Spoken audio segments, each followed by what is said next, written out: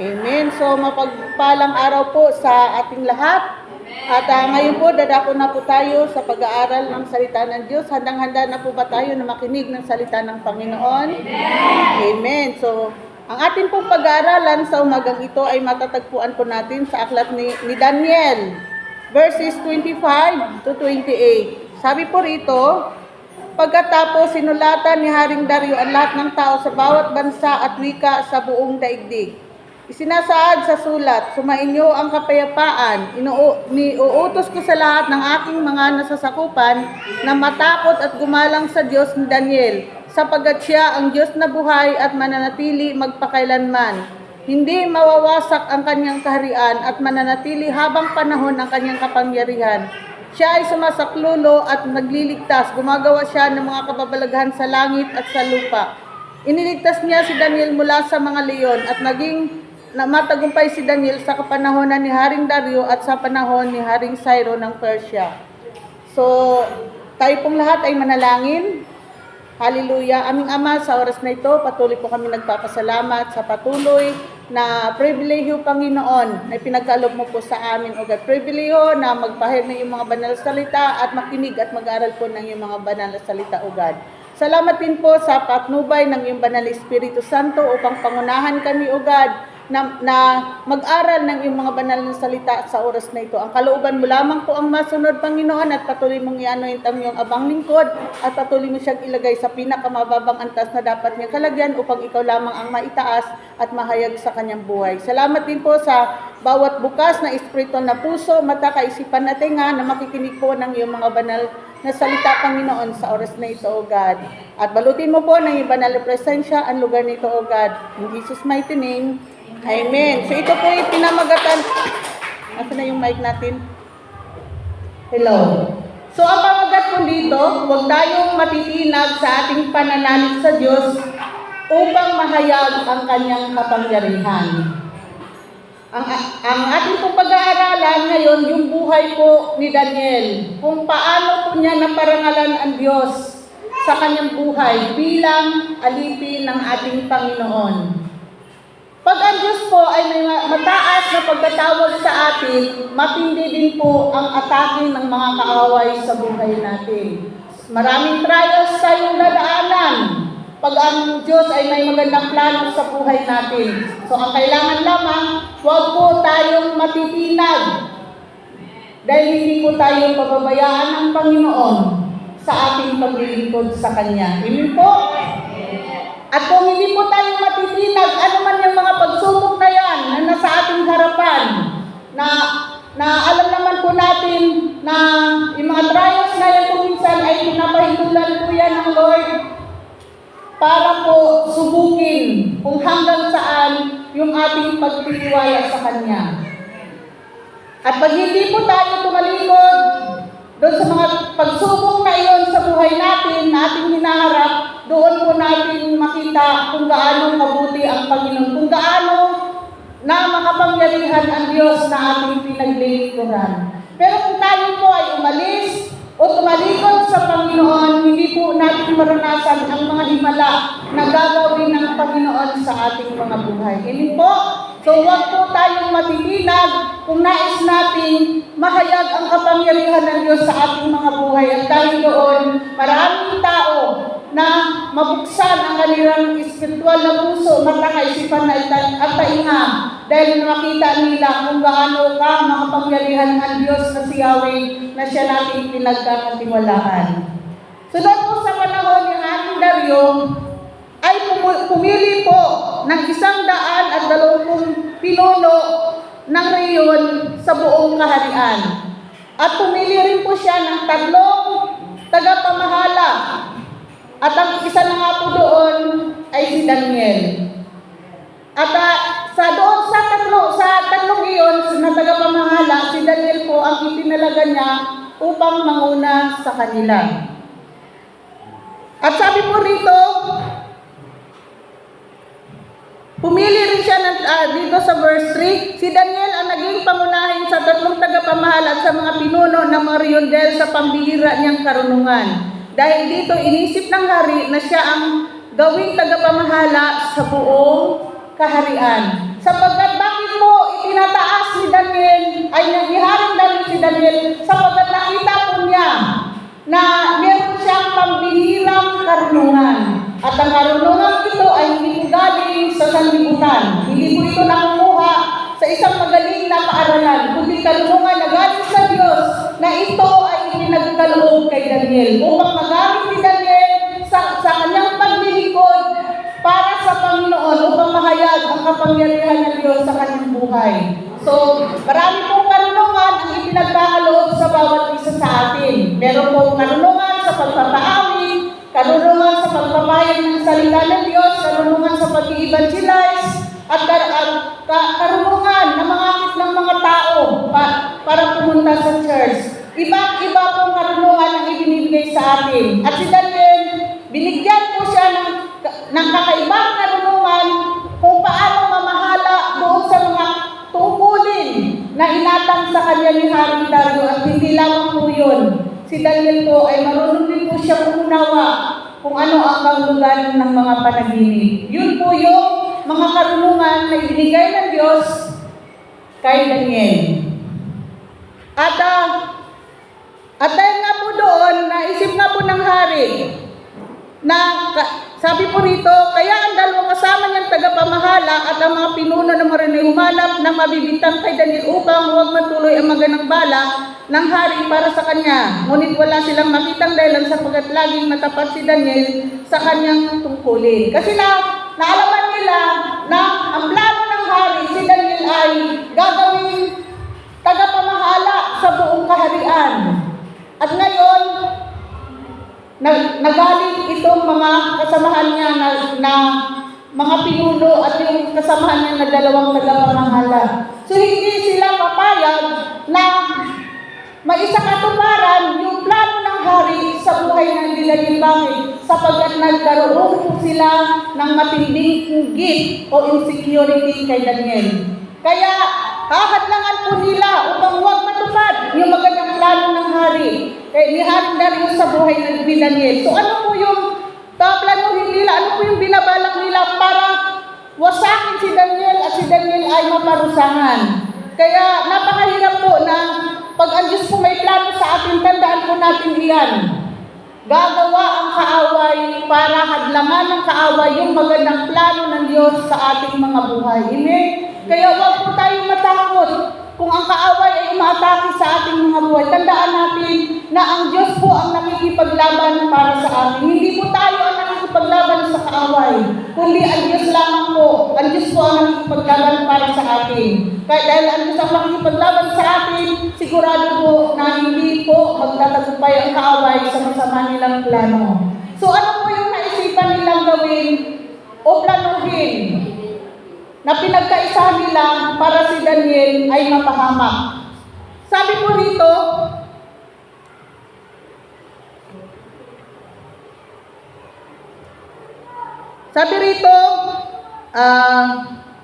wala tayong mabibintang sa kanya maliban sa mga bagay na may kinalaman sa kautusan ng kanyang Diyos. Nagkaisa sila humarap sa hari, sinabi nila, mabuhay Haring Dario.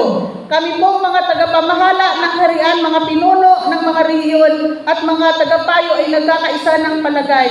Mabuti po ipag-utos ninyo sa loob ng 30 araw ay walang sasamba o manalangin sa ibang Diyos o tao liban sa inyo. Sino mang hindi susunod sa utos na ito ay uhulog sa kulungan ng mga leon. Yun po yung naisip nila, yun yung nakita nila, kasi nakita nila si Daniel, ito ay tapat sa Panginoon, tapat siya kay Yahweh. Kasi wala silang pakitang butas doon sa mga katungkulan na ginagapan ng Daniel, sapagkat lagi po siyang tapat sa mga tungkulin na ipinagkatiwala sa kanya ni Haring Dario. Kaya ang naisip po nila, yung kautusan na pwede nilang gawing butas para si Daniel ay mapahamak. So, ang iniisip nila na, sabi dito na, tagapayo, mabuti po ipag-utos sa loob ng 30 araw na walang sasamba sa ibang Diyos, kundi ikaw lamang ang sasambahin at walang ibang tao na pwedeng sambahin. So, ito pong kaisipang ito ay isa pong kasuklam-suklam sa harapan po ng ating Panginoon. Sapagat ito po ay kasama sa 10 utos sa Exodus po. Sabi doon na huwag kayong sasamba. Sabi po rito, babasahin ko po. Sabi po doon na huwag kayong sasamba sa ibang Diyos. Huwag kayong gagawa ng mga Diyos-Diyusan, ng mga tao na may kamatayan na nilikha ng Diyos, maging mga nasa kalawakan, maging nasa tubig, ay huwag ninyong gawing Diyos-Diyusan ninyo. At yan po ay kasuklam-suklam kaya sapagkat siya lamang ang nag-iisang Diyos at siya po ay Diyos na mapanimubuhin. So hindi po tayo pwedeng sumamba sa ibang Diyos, kundi sa Kanya lamang. At ito po yung nakita nila na pwede nilang ibutas kay Daniel para si Daniel ay mapahamak. At dahil naman doon, pumayag naman po itong si Haring Dario na hindi niya alam na siya pala ay ginagamit lamang ng mga tao ito para sa masamang plano nila kay Daniel sapagkat nagkaroon nga po sila ng inggit kay Daniel. Hindi sila papayag na si Daniel po ang gagawin tagapanguna sa buong kaharian. Kaya mahirap po talaga pag isang tao ay nagkakaroon ng inggit. Imin po, dapat po natutuwa po tayo pag ang iba ay nagtatagumpay. Pag yung iba ay itinataas ng Panginoon, dapat mas natutuwa po tayo. Dito sabi sa ibang talata ng Biblia na mas isipin natin yung iba kaysa sa ating sarili. Ibigin natin sila ng katulad sa ating mga sarili. So dapat matuwa po tayo kung may ibang tao na sila po ay itinataas ng ating Panginoon. Halimbawa, nasa isang company kayo at yung kasama mo itinaas siya ng posisyon. So dapat matuwa po tayo at huwag tayong mag-iisip. Huwag tayong magkaroon ng inggit. Kasi po, pag nagkakaroon po tayo ng inggit, ang mangyayari po kasi na yun, puro negatibo po ang maiisip natin. At ang inggit po kasi parang itinataas natin yung ating mga sarili at idinadown natin yung iba. At pag tayo nagkakaroon ng inggit, naroon sisiraan natin yung ating kapwa. Ibabagsak natin sila para tayo yung malagay doon sa posisyon na iyon. So pag tayo po ay sa mananampalataya, dapat hindi po ito makita sa bawat isa sa ating ilin po. Okay, sabi po rito, nang malaman at ang sabi po ito, kaya mahal na rin magpalabas po kayo ng gayong kautusan at inyong lagdan upang maging batas ng Media at Persia. Batas na hindi mababago ni mapapawalang bisa at gayon nga ang ginawa ni Haring Dario. Si Haring Dario nagpauto doon sa mga taong ito. Nang malaman ni Daniel na nilagdaanan ng hari ang gayong kautusan, umuwi siya, lumuhod siya at nanalangin at nagpasalamat sa kanyang Diyos. Sa isang silid, sa itaas ng kanyang tirahan, may bukas na bintana nakaharap sa Jerusalem. 3 bisis niyang ginagawa ito maghapon gaya ng kanyang kinaugalian. So, nung malaman ni Daniel na ginawa na yung kautusan na yun, na batas na yun, at pinagtibay na ng hari, at ang sabi doon, at kung sino man ang lalabag dito sa utusan ito, ay itatapon sa kulungan ng mga leyon. Hindi yung kaparusahan na tatanggapin kung ang isang tao ay lalabag doon sa kautusan iyon. Pero anong ginawa ni Daniel? Hindi po siya natinag. Anong ginagawa niya? Yung pinagulian niya tulad ng dati na kung paano siya nanalangin sa Diyos, yun pa rin po yung kanyang ginagawa. Anong ginagawa niya? Umaakit siya doon sa itaas sa kanilang bahay, sa isang silid doon, na kung saan nakabukas yung bintana at nakaharap sa Jerusalem at 3 beses pa rin po siyang nanalangin. Amen? So nakita po natin na hindi po nagbago ang relasyon ni Daniel sa Diyos. Ganun pa rin po, patuloy pa rin po niyang sinasamba ang Panginoon kahit ang paging kapalit nito ay kamatayan. So ipinapakita po ni Daniel yung kanyang katapatan, yung kanyang lubos na pagtitiwala sa Panginoon. So dapat po tayo, ano man po yung mga problema, pagsubok sa buhay natin, hindi po dapat tayo matitinag. Magpatuloy po tayo sa Panginoon. Siguro kung tayo yung nasa kalagayan ni Daniel, ano po yung gagawin natin? Baka ang gagawin po natin ay pag-akyat natin sa silid, ay isasarado natin ang mga bintana bago natin sarahan, ay titilan natin yung buong paligid at baka may taong nakakita sa iyo at magsumbong sa hari. Pero hindi po niya ginawa iyon. Bukas pa rin po yung silid at yung bintana pinapanalanginan at ang silid na yun at ang bintana ay nakaharap po sa Jerusalem. At dahil po doon, yung mga kaaway na galit sa kanya, na gusto siyang wasakin, ay nakita po siya. Bakit hindi siya nagsara ng bintana? Ibig sabihin, hindi siya natatakot, wala siyang takot. Kasi kung tayo nasa kalagayan yun, sigurado natin ay sasara natin yung mga butas na pwedeng sarahan. At baka sabihin pa natin, Lord, mananalangin ako, ingatan mo po ako, huwag po ako makita ng mga kaaway. Pero siya po hindi, bukas-kas pa rin yung kanyang bintana. At 3 times a day pa rin po siya nanalangin. So hindi po nagbago ang kanyang paglilingkod sa Panginoon. Dapat po, tayo man po, ano man yung mga pagsubok sa buhay, dapat hindi po magbabago ang ating pag-ibig, yung ating paglilingkod sa Panginoon. Huwag po tayong matitinag. Kaya sa oras na pag tayo ay hindi na nasimpa, minsan dahil tayo ay may hanap buhay, tayo ay may mga trabaho sa bahay, ibig sabihin noon ay tayo po ay hinayaan natin na tayo po ay mahadlangan ng kaaway at napitinag po tayo sa mga bagay na yun. Pero si Daniel, di yun ang kanyang mga kalaban, pero hindi po siya natatakot. Amen? Sapagkat alam niya na ang Diyos na kanyang pinaglilikuran ang siyang magliligtas sa kanya. Ang sabi po rito, ngunit binabantayan pala siya ng kanyang mga kaaway. Talaga yung kaaway talaga, umaatake talaga yan. Sabi nga, narito siya upang mawasak, pumatay, magnakaw at pumuksa. Ngunit dumating ang Panginoon upang bigyan tayo ng isang buhay na ganap at kasiyasiya. So, binabantayan siya ng mga kaaway kasi talagang gusto siyang ibagsak ng kaaway. Gusto talaga siyang maparusahan, gusto talaga ipahamak ang kanyang buhay. Kaya ang sabi rito, siya ay kanilang isinumbong sa hari at sinabi, hindi po ba't pinagtibay ninyo ang isang kautusan na sa loob ng 30 araw ay walang manalangin sa sino mang Diyos o tao liban sa inyo at ihahagi sa kulungan ng mga leon ang sino mang lumabag dito. Nung sinumbong po nila, pinaalala nila sa kay Haring Dario yung batas na kanyang pinagtibay na itatapon sa leon ang sino mang susuway sa kautusang iyon, sa batas na iyon. Sumagot ang hari, ang kautusan ng Media at Persia ay hindi mababago ni mapapawalang bisa. Kasi hindi pa niya alam kung sino yung parurusahan ito. Kaya yun po yung naisagot niya. Sinabi nila, mahal na hari, si Daniel po na isa sa mga dinalang bihag mula sa Juda ay lumabag sa inyong kautusan at 3 beses pa po kung manalangin araw-araw. So yun yung isinumbong nila. Si Daniel, nakikita po namin. Sumuway po siya sa iyo. Hindi po niya nirespeto, hindi ka niya iginalang.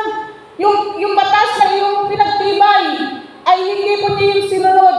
Dahil patuloy pa rin siyang sumasamba sa kanyang Diyos at 3 beses pang manalangin sa isang araw. Tayo po ba, ilang beses tayo manalangin sa isang araw?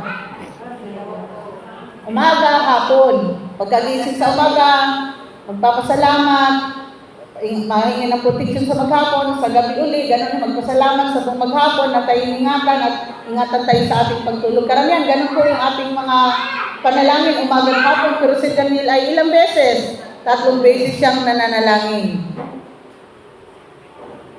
Kaya sabi lang, yung dinala mong bihag mula sa Juda, sabi rito, lumabag sa iyong kautusan at 3 beses pa ko kung manalangin araw-araw. Nang malaman ito ni Haring Dario, nabalisa siya at maghapong iniisip kung paano maililigtas si Daniel. Nung nalaman ni Haring Dario na si Daniel pala ang kanilang tinutukoy, siya po ay nag-iisip. Sabi rito, kung paano niya mailigtas si Daniel sapagkat nakita niya na si Daniel ay tapat sa kanyang tungkulin. Si Daniel ay may mabuting puso at si Daniel ay talagang may kakaibang karunungan na binigay sa kanya ng Panginoon. Kaya nga dahil doon, nais niyang itaas si Daniel sa kanyang tungkulin na maging tagapangunang tagapamahala sa buong kaharian. Kaya nainggit yung kanyang mga kasama. So, sabi pa ko rito sa verse Sa verse 15, nang magkaroon muli ng pagkakataon ang mga kaaway ni Daniel. So, ibig sabihin nun, talagang hindi sila mapaakali. Lumapit na sila nung una, at naghahanap pa sila ng pagkakataon para makalapit uli kay Haring Dario para ipaalala uli sa kanya yung kaparusahan na tatanggapin ng tao na lalabag doon sa batas na kanyang pinagtibay. Siguro sila'y nag-uusap, pwede kailan tayo pwedeng lumapit kay Haring Dario para ipaalala natin na si Daniel ay kailangan ng kaparusahan. Siguro sila'y nagbubulong-bulungan at nung nakakita nga po sila ng pagkakataon, nilapitan muli nila ang hari at pinaalala po mo nila uli yung kaparusahan na tatanggapin ng taong susuway doon sa batas na iyon. Kaya sabi nila rito, alalahanin niyo mahal na hari na batas sa Media at Persia hindi maaring baguhin ng alinmang kautusan na pinagtitibay ng hari. So ang hari po, wala po yung magagawa. Pag meron po siyang kautusan na kanyang pinagtitibay, hindi niya po ito pwedeng baguhin. Sabi nga, ang salita ng hari ay hindi nababali. So hindi po niya pwedeng suwayin ito kahit siya po ay hari. Kaya pinapaalala po nila na hindi po pwedeng mabago ang kautusan na iyong pinagtitibay. At dahil doon, sinabi ni Haring Dario na ihulog si Daniel sa kulungan ng mga leon. Pero bago po inihulog si Daniel sa kulungan ng mga leon, sinabi niya rito, naway iligtas ka ng Diyos na buong katapatan mong pinaglilingkuran. Ano ang sabi ni Haring Dario? Naway iligtas ka ng Diyos mo na buong puso mong pinaglilingkuran. Buong katapatan mong pinaglilingkuran. Yun yung sinabi ni Haring Dario kay Daniel bago siya itapon doon sa kulungan ng mga leon. At sabi sa verse 17, ang bunga ng mga ang bunga nga ng kulungan, ang bunganga ng kulungan ay tinakpan ng isang malaking bato. Tinatakan ito ng pantatak ng hari at ng kanyang mga tagapamahala para hindi mabuksan ng sinuman. Ang hari naman ay umuwi sa palasyo, ngunit magdamag itong hindi makatulog, hindi siya tumikim ng pagkain at ayaw rin niyang paaliw. So, ibig sabihin nun, naapektuhan po siyang masyado kay Daniel. Ibig sabihin nun, mahal niya si Daniel. Mahalaga sa kanya si Daniel, sapagkat si Daniel nga po ay isang tapat niyang alipin. Kaya sabi rito, hindi siya tumitikim ng pagkain, ayaw magpaaliw. Ibig sabihin nun, siya po ay lungkot na lungkot. At hindi po siya makatulog sapagkat napakahalaga sa kanya ni Daniel. So, pag tayo po ay tapat sa ating mga tungkulin na ipinagkakatiwala sa atin, yung pong nangunguna sa atin o yung namumuno sa atin, sila po ay mamahalin po nila tayo, pahalagan po nila tayo. Hindi po. At pag may nangyari sa atin, sila po yung unang nalulungkot na babalisa. Katulad po ni Haring Dario na hindi siya makatulog, hindi makakain, at ayaw po niyang magpaaliw. Amen? Kaya pinakita po rito na mahal po niya si Daniel. Mahalaga sa kanya si Daniel. Kaya nung kinabukasan, sabi rito, maaga siyang bumangon at nang mamadaling pumunta sa kulungan ng mga leon. Ibig sabihin nun, excited siyang bumangon para pumunta doon sa kulungan ng mga leon at siya po ay nagmamadali na pumunta doon para para alamin niya kung buhay pa ba si Daniel, kung si Daniel nga ay iniligtas ng kanyang Diyos na buong katapatan niyang pinaglilingkuran. Pagdating po sa verse 20, iniligtas kaya si Daniel? Sabi rito, pagdating doon, malungkot siyang tumawag. Daniel, tapat na lingkod ng Diyos na buhay, iniligtas ka ba niya sa mga leon? Sumagot si Daniel, mabuhay ang hari. Wala pong nangyari sa akin sapagkat ang bibig ng mga leon ay pinatikom ng mga anghel na isinugo ng aking Diyos. Ginawa po niya ito sapagkat alam niyang wala akong kasalanan ni nagawang masama laban sa inyo. So sino po ang naligtas kay Daniel? Yung mga anghel na ipinagdala ng Diyos doon sa kulungan ng mga leon upang itikom ang mga bibig ng mga leon at huwag siyang tayong lapain ng mga gutom na gutom ng mga leon. So nakita po natin na siya po ay iningatan ng Diyos, siya po ay niligtas ng Diyos, at ang mga anghel ang ginamit ng Diyos para siya ay maproteksyonan sa mga gutom na mga leon. Di ba ga, ang mga anghel, sila po ay nilikha ng Diyos para maglingkod sa atin, para proteksyonan tayong mga mananampalataya sa lahat ng gawa ng kaaway. At sabi ka sa ibang talala ng Biblia, maging sa mga kabatuhan na ating nilalakaran, na mga matutulis, hindi tayo masasaktan sapagkat nariyan ang kanyang mga anghel na gumagabay sa bawat isa sa atin. Amen? Palakpakan po natin ang Panginoon. So, ang kailangan lamang po, huwag po tayong matitinag, huwag natin talikuran ang Diyos. Kahit ano pa yung mga pagsubok na yan na nasa ating harapan, kahit kailangan pa sa kamatayan, huwag po tayong tumalikod sa Panginoon. Huwag natin ipagpapalit ang Diyos. Bakit? Pag namatay ka naman, pakinabang naman yan pag nasa Kristo ka, di ba? Kaysa tumalikod ka, pag tumalikod ka, saan ang punta mo? Sa impyerno ang bagsak natin. Kaya huwag po natin ipagpapalit ang ating relasyon sa Panginoon sa mga bagay na mundong ito. Huwag natin ipagpapalit sa anumang mga bagay na mga pagsubok. Huwag po tayong tatalikod. Huwag tayong bumitaw sa Panginoon. Magpatuloy po tayo at tayo ay ililigtas ng Diyos sa ganung kalagayan. At dahil doon, mahayag ang kapangyarihan ng Diyos sa ating mga buhay. Amen? So, katulad din po ito ng tatlong kabataan, si Shadrach, Meshach, Abednego, na itong si Haring Nabukadnezar, Nabukadnezar ay gumawa ng isang malaking ribulto na 32 meters po ang kanyang taas niya. At inutusan niya ang lahat ng mga tao sa buong kaharian at ang iba't ibang wika at bansa na sumamba sa ribultong iyon. Pero itong tatlong kabataan, si Shadrach, Meshach, Abednego, ay sumuway po sila. At ano po ang kaparusahan? Pag sumuway ka, pag hindi ka sumamba sa ribultong iyon, sila po ay itatapon sa horno. At kaya tayo doon, naalaman ng hari na nilabag ng tatlong kabataan yung kanyang batas na kanyang pinagtibay. At dahil doon, parurusahan po niya ang tatlong kabataan ito.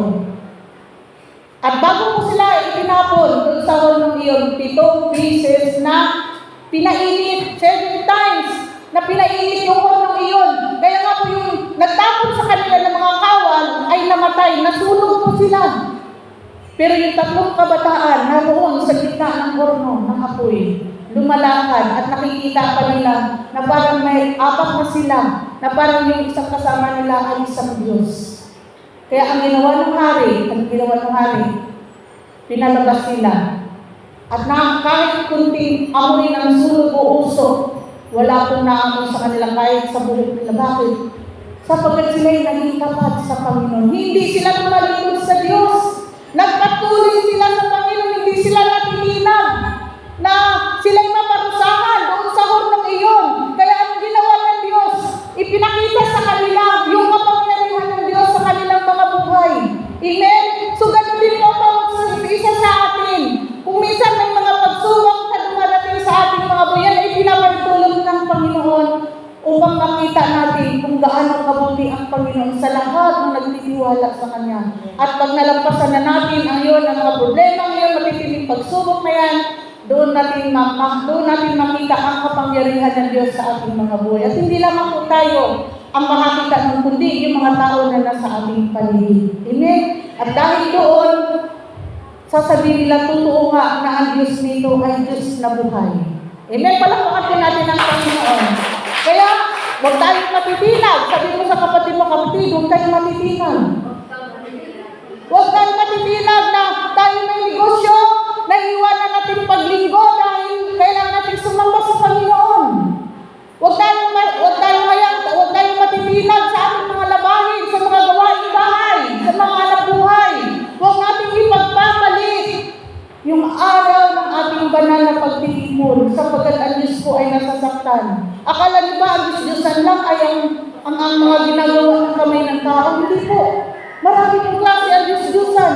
may Diyos-Diyosan, hanap buhay, na hindi ka na nakakasimba at ikaw ay nakatali na doon, na wala ka ng time sa Panginoon. May karamihan ngayon ay cellphone, mga gadget, na inubos natin ang ating mga oras sa mga bagay na iyon. At wala tayong panahon sa Panginoon. Wala tayong panahon na magbasa ng Biblia. Wala tayong panahon na manalangin at mag-worship sa Panginoon. Amen? So, huwag natin ipagpapalit ang Panginoon Diyos sa ating mga buhay, yung ating relasyon sa Kanya, kung nais nating maranasan ang mga himala na gagawin ng Panginoon sa ating mga buhay. Dahil nang pag nakita ng Diyos yung ating katapatan, gagawa ang Panginoon sa buhay natin para tayo iligtas sa ganong masamang kalagayan. Hindi po. Amen. Sabi po rito, dahil doon, labis na nagalak ang hari at inuutos na iahon si Daniel mula sa kulungan ng mga leon. Nang siya'y mayahon na, wala silang nakita kahit man lang bahagyang galo sa katawan ni Daniel sapagkat nagtiwala siya sa kanyang Diyos. Ano po ang nakita kay Daniel? Wala silang nakita kahit na kunting galos mula sa mga kuko ng mga leon. Bakit? Sapagkat iniligtas siya ng kanyang Diyos. Hello? So ganun po ang mangyayari sa atin. Hindi tayo masusugatan, hindi tayo masasaktan. Kung tayo po ay tapat sa Panginoon, kung tayo ay patuloy na nagtitiwala sa Diyos. Di ba sabi niya, kailanman ay hindi mabibigo at mapapahiya ang lahat ng nagtitiwala sa Kanya. Kaya patuloy lang po tayong magtiwala sa Panginoon. Kung tayo po ay iniiwanan natin yung mga bagay na makasanlibutan para lang tayo ay maglingkod sa Panginoon, ibig sabihin nun, tayo po ay nagtitiwala sa Panginoon. Pero kung hinayaan natin na hindi tayo umatin sa gawain ng Panginoon, ibig sabihin nun, natinag po tayo at wala tayong pagtitiwala sa Diyos. Sino baga ang pinagmumulan ng lahat ng mga pagpapala? Di ba ang Panginoon, buhat sa kayamanan niyang hindi maubos-ubos, na hindi kanyang ibibigay, ibubuhos sa lahat ng mga nagtitiwala at nagtatapat sa Kanya at sumusunod sa Kanya. Kaya kahit ano pong kayod natin sa mga bagay na mundong ito, kung pabayaan natin ang ating relasyon sa Panginoon, kahit mauugod-ugod ka na, hindi mo makakamtan ng mga bagay na yun. Unahin natin ang Diyos. Di ba? Ang sabi ka sa awit 37 po, paborito mong version eh. Sa Diyos mo hanapin ang kaligayahan at lahat ng pangarap mo iyong makakamtan. Kasi matutuwa sa iyo ang Diyos. Nakikita niya, masunurin tong anak kong ito. Tapat tong anak kong ito. Kahit hindi naghihirap, hindi niya pinapabayaan ang kanyang paglilingkod sa akin at patuloy siya na sumasamba sa akin at nakikisa siya lagi sa banal na pagtitipon. Amen? Kaya kung nais po natin na maranasan natin ang himala ng Panginoon sa ating mga buhay, kagalingan man yan, ano man yung mga hinihingi natin sa Panginoon, unahin po namin ang Diyos.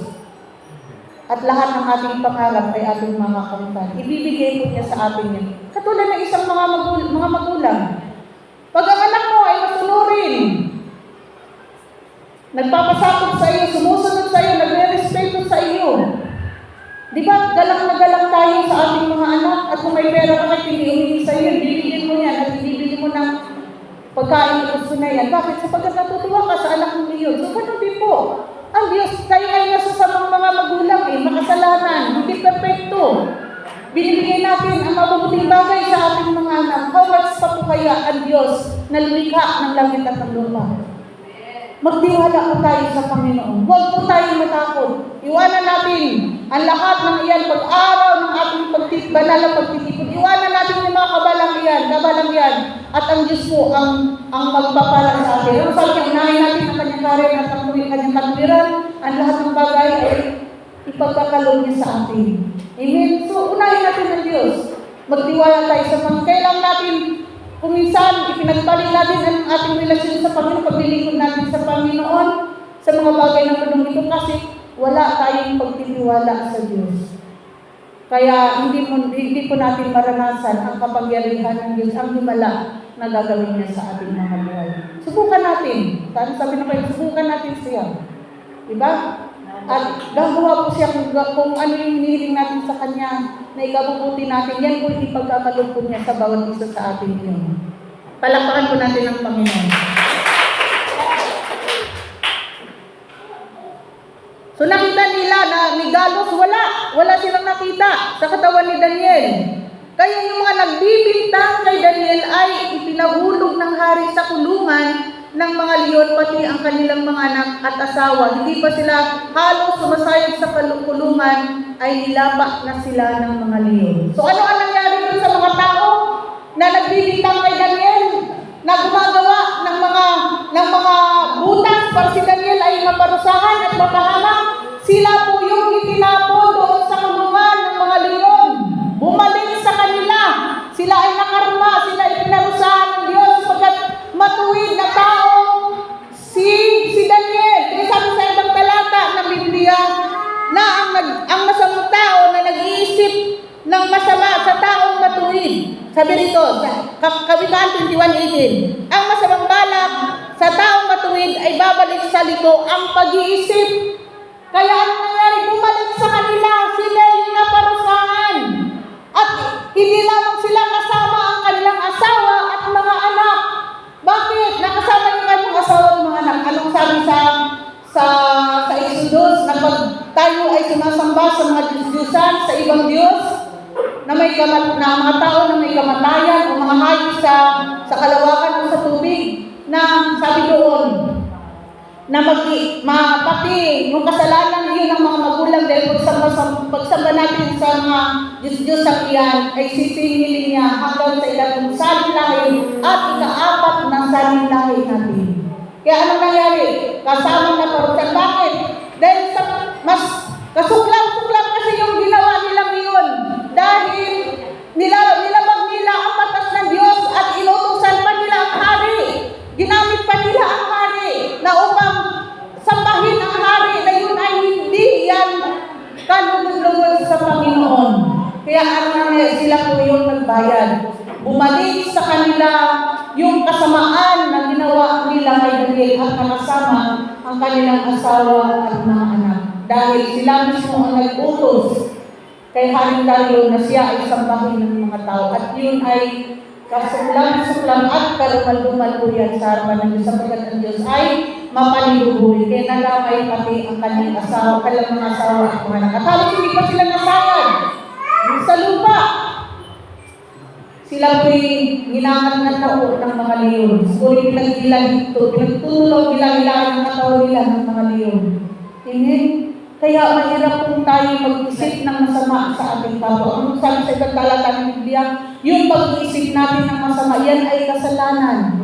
At pagdating sa hukuman, yan ay pananagutan natin kay Yahweh. Kaya alisin po natin ang lahat ng kasamaan ng ating isipan, lalo-lalo na sa mga taong matutuwid na naglilingkod sa Panginoon. Alisin po natin iyon sapagkat yan ay pananagutan din po natin sa Diyos. Hindi lamang dito sa lupa, aanilan ninyo at maging sa kabilang buhay sa paghuhukom. Yan ay pananagutan natin sa Panginoon. So dahil po doon, dahil dito labis na nagalak ang hari at inuutos na iahaw si Daniel mula sa kulungan ng mga leon. Galing na tayo dito. Sabi rito, pagkatapos sinulatan ni Hari Dario ang lahat ng tao sa bawat bansa at wika sa buong daigdig. Sinasaad sa sulat, sumaiyo ang kapayapaan. Inuutos ko sa lahat ng aking mga nasakupan na matakot at gumalang sa Diyos ni Daniel. So, nung nakita nila yung kapangyarihan ng Diyos sa buhay ni Daniel, nung nakita ni Haring Dario, anong ginawa niya? Gumawa siya ng isang sulat. At ang nilagay doon sa sulat na inuutos niya sa lahat ng mga nasakupan na magkaroon ng takot at gumalang sila sa Diyos ni Daniel. Ibig sabihin nun, nabuksan ang kanilang espiritual na puso, mata at kaisipan dahil si Daniel ay hindi po siya natinag doon sa parusa na pwede niyang tanggapin sa oras na siya ay patuloy na sumasamba sa Diyos na buhay. At dahil nga po siya naging tapat sa Panginoon, naligtas po ang mga taong ito. Nabuksan ang kanilang espiritual na puso, mata, kaisipan at tainga, na tunay nga na ito ang tunay na Diyos na buong katapatan na pinaglilingkuran ni Daniel. Kaya inuutos po niya, gumawa siya ng sulat at ang inuutos niya na magkaroon ng takot at igalang ang Diyos ni Daniel. Ano pa? Sapagkat siya ang Diyos na buhay. Diba? Siya ang Diyos na buhay. Siya ang Diyos na hindi nagbabago noon, ngayon at kailanman. Siya ang Diyos na gumagawa ng mga himalang bagay. Diyos na nagliligtas sa lahat na nagtitiwala sa Kanya. Kaya sinabi rito, siya ay Diyos na buhay at mananatili magpakailanman, hindi mawawasak ang Kanyang kaharian. Ibang Kanyang kaharian ay hindi po ito mawawasak. Ito ay magpapatuloy ang kaharian ng ating Diyos at ito ay mananatili magpakailanman. Ibig sabihin nun, hindi ito matatapos, hindi ito masisira, kundi ito ay magpapatuloy magpakailanman ang kaharian ng ating Diyos. At sabi pa rito, at mananatili habang panahon ang Kanyang kapangyarihan. Siya ay sumasaklulo at nagliligtas. Gumagawa siya ng mga kababalaghan sa langit at sa lupa. Iniligtas niya si Daniel mula sa mga leon. So, tingnan mo, dahil sa katapatan ni Daniel sa Diyos, na kumilala yung mga taang hari at ang mga tao na nasa sarupan ng hari na kanyang sinulatan, nakilalanin nila ang Diyos ni Daniel sapagkat siya ay Diyos na buhay, siya ang Diyos na makapangyarihan sa lahat, siya ang Diyos na nagliligtas sa lahat na nagtitiwala sa Kanya, katulad ng nangyari kay Daniel. Kaya mga kapatid, huwag po tayong matitinag ano man yung mga hadlang na gawa ng kaaway. Dahil upang makita natin ang kapangyarihan ng Diyos sa ating mga buhay at dahil doon, maparangalan natin ang Panginoon dahil sa ating katapatan, sa ating pagsunod at paglilingkod sa Kanya. Tayong lahat ay umupo at tayo manalangin. Aming Ama, salamat po sa umagang ito. Sa iyong mga banal na salita na aming napakinggan, O God. Tulungan mo po kami na magkaroon po kami ng mga katangian na katulad ni Daniel, Panginoon, na hindi po siya natitinag, O God, sa kanyang pakikipagrelasyon sa iyo, sa kanyang paglilingkod sa iyo, Panginoon, na kahit may mga matinding kaparusahan na pwedeng mangyari sa kanya at pwede niya itong ikamamatay, Lord, hindi siya tumalikod sa iyo, kundi bagkus siyang nagpatuloy, Panginoon, sa paglilingkod sa iyo, God, katulad ng dati. Hindi po nabago, Panginoon, ang kanyang pagtitiwala sa iyo. Kaya tulungan niyo po kami na anuman yung mga pagsubok na aming harapin, patuloy kaming lalong kumapit sa iyo, God, upang maranasan namin, Panginoon, ang iyong kapangyarihan sa aming mga buhay at ito ay makita ng mga tao na nasa aming paligid na walang pagkakilala sa iyo. Kaya, Lord, salamat po. Sino man po rito ang may mga karamdaman, patuloy mo pong hipuin ito, Panginoon, ng iyong mga latay at sugat upang ang kagalingan ay patuloy namin tanggapin mula ulo hanggang talampakan, O God. At patuloy mo pong ibuhos sa amin ang kapangyarihan ng iyong banal na Espiritu Santo upang maranasan namin, Panginoon, ang patuloy, Panginoon, na pag-ibig sa iyo at paglilingkod sa iyo, God, at manawaan namin mabuti ang kalooban mo at plano mo sa aming mga buhay. Pagpalain niyo po ang aming mga kapatid sa aming pag-alis, sa aming pag-uwi. Ingatan niyo po kami, proteksyonan niyo po kami, at patuloy mong iparana sa amin ang mga himala, Panginoon. At patuloy na salamat din po na anumang pangangailangan ng bawat isa ay pinuprovide mo na po ito, O God, at amin na pong tinanggap in Jesus' name. At patuloy mo po kaming balutin ng iyong banal na dugo, O God, at ikaw patuloy na makita at mahayag sa aming mga buhay. Sa pangalan po, Ama, ng iyong aming Panginoong Jesus. Ang lahat ay sabi na, Amen.